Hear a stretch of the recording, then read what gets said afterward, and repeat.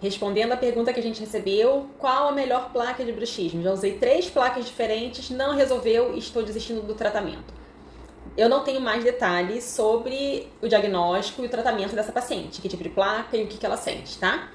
Porém, o que é importante a gente frisar, tá? Bruxismo é uma coisa que é diferente de DTM. As pessoas confundem muito, né? Então, bruxismo, o que é? É o hábito de ranger os dentes ou apertar durante o sono, tá? Então, para o bruxismo, a gente não vai conseguir resolver o bruxismo, a sua origem, com o uso de uma placa.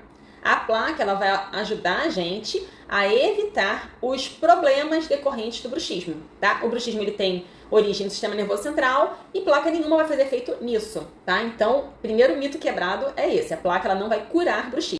E a segunda parte da pergunta dela é qual seria a placa mais indicada, tá? Então, para a gente tratar musculatura, articulação e realmente redistribuir as forças e proteger esses dentes, o indicado é uma placa de acrílico. A placa de acrílico, ela é dura, ela é ajustável aqui no consultório odontológico e a gente ajusta para que todos os dentes se encostem nela com a mesma intensidade ao mesmo tempo. Então, ela vai promover realmente uma ação terapêutica, tá? Outras placas que a gente vê são as placas de acetato, tá? Que ela é rígida, como se fosse um alinhador.